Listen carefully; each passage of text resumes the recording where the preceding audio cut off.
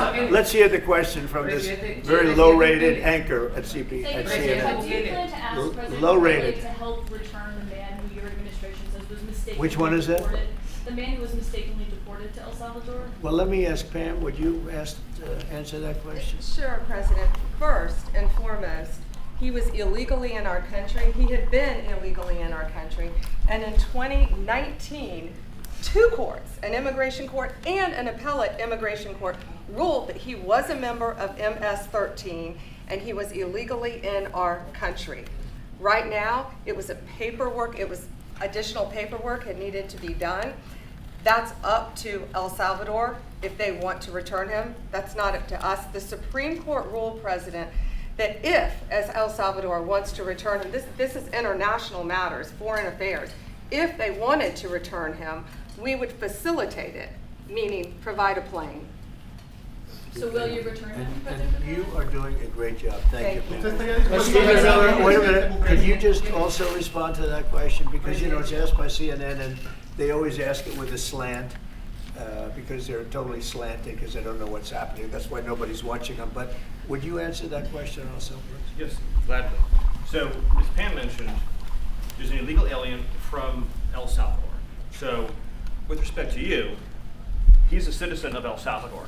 So, it's very arrogant even for American media to suggest that we would even tell El Salvador how to handle their own citizens as a starting point. As two immigration courts found that he was a member of MS-13. When President Trump declared MS-13 to be a foreign terrorist organization, that meant that he was no longer eligible under federal law, which I'm sure you know, you're very familiar with the INA, that he was no longer eligible for any form of immigration relief in the United States. So he had a deportation order that was valid, which meant that under our law, he's not even allowed to be present in the United States and had to be returned because of the foreign terrorist designation.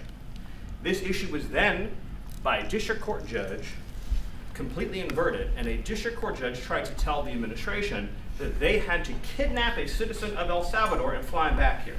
That issue was raised to the Supreme Court, and the Supreme Court said the district court order was unlawful, and its main components were reversed 9-0 unanimously, stating clearly that neither Secretary of State nor the President could be compelled by anybody to forcibly retrieve a citizen of El Salvador from El Salvador, who again is a member of MS-13, which, as I'm sure you understand, rapes little girls, murders women, murders children, is engaged in the most barbaric activities in the world, and I can promise you, if he was your neighbor, you would move right away.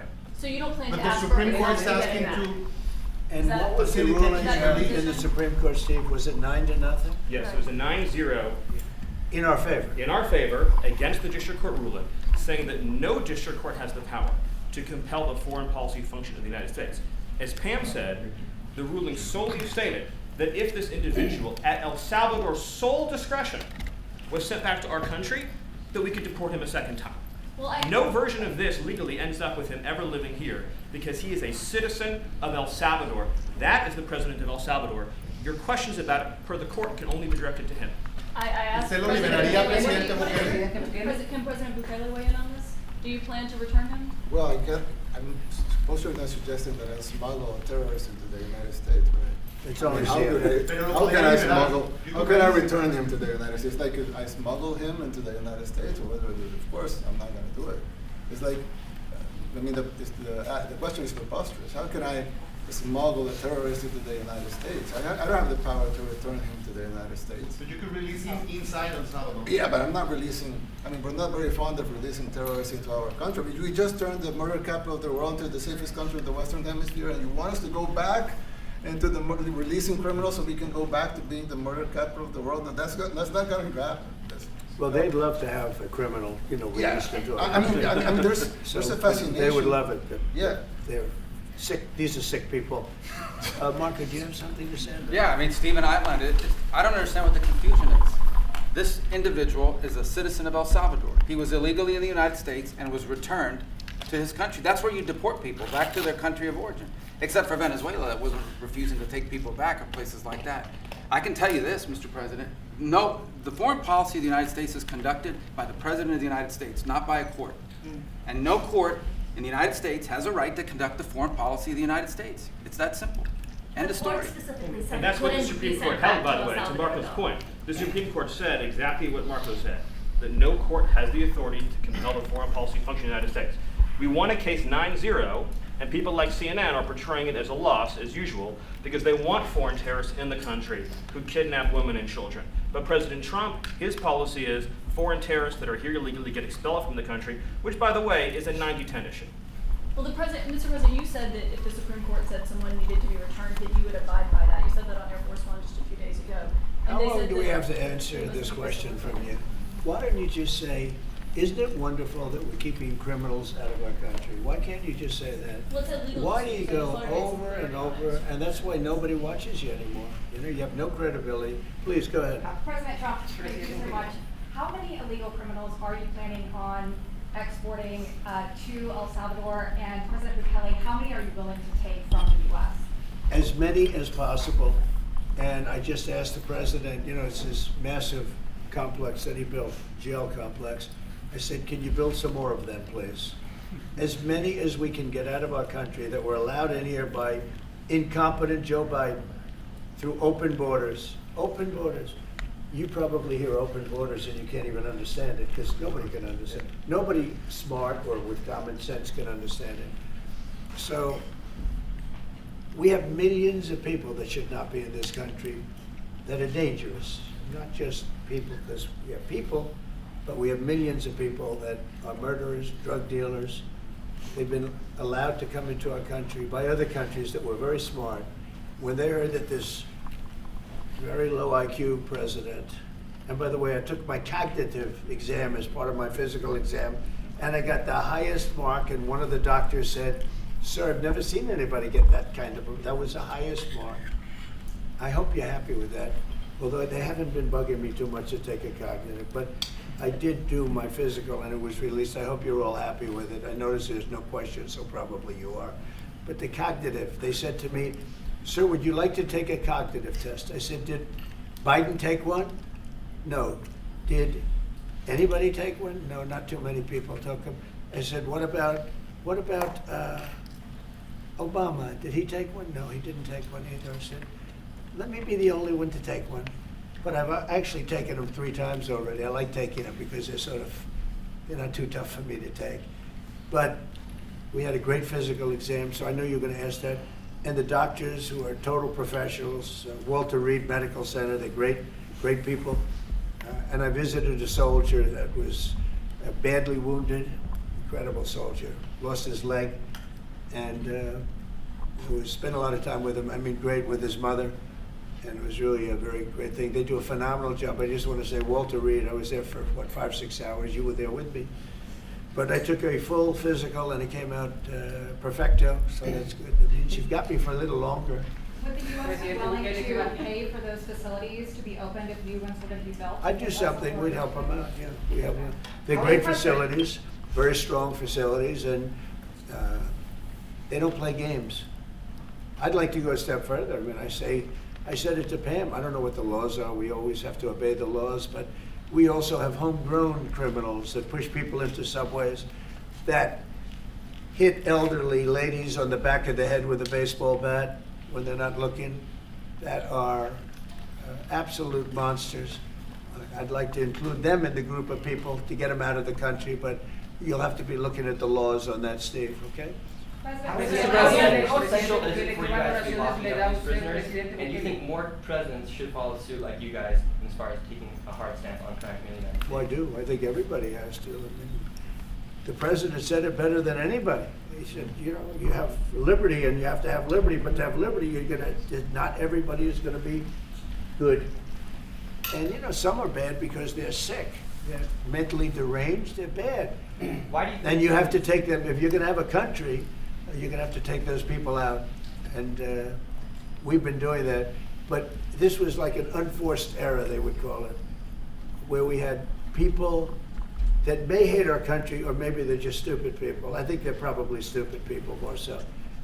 A lot of people said they did it for the vote, but I did better with Hispanic people than they did, because I always use Hispanic. I did better. You people love me. I saw my poll numbers in your country up through the roof, right? 91%. No, some people think they do it for the vote. But they don't have to do it for the vote. They cheat, they're professional cheaters. That's about the only thing they do well. So we just have had a great relationship, and it's become bigger because of a strange thing that happened. I came back.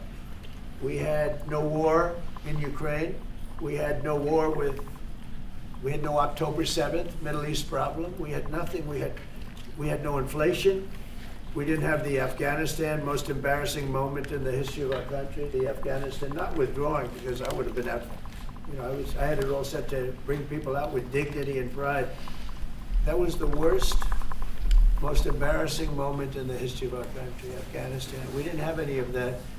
You wouldn't have had the war with Russia, Ukraine. You wouldn't have had the Middle East problem because Iran was broke. They had no money because we had secondary sanctions on and lots of other sanctions. And now every single thing, got a problem with Iran, but I'll solve that problem. That's almost an easy one. We got to solve a war that should have never started, Ukraine and Russia, and we'll get that solved. And we have to solve problems, and we already solved inflation. If you look at the numbers are incredible, actually. The stock market's up, and we're not letting other countries take advantage of this country like they have for the last 40 years. So thank you very much. You have a question, please? Yes, I do, Mr. President. Thank you so much. You scored another major investment win this morning when NVIDIA pledged to build its AI supercomputer, the first time ever, right here in the United States. Thank you. Now that's a question I like.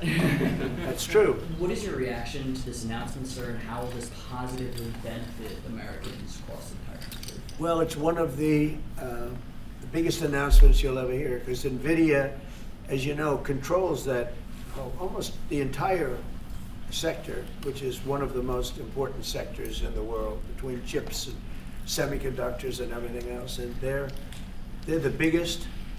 And the other biggest we already have coming in and spending $300 billion, as you know. They announced 2 weeks ago. But NVIDIA is so highly respected. And this was an announcement that a lot of people, I knew it was going to happen, but not to the extent that it happened. It's big. And the reason they did it is because of the election on November 5th and because of a thing called tariffs. As I say, the most beautiful word in the dictionary. After love, God, relationship. The press actually hit me and said, tariff is the most beautiful word in the dictionary. What about family, love, God? So I got hit even on that. You understand? I said, okay. So now I say it's my 5th most favorite word because they get you on anything.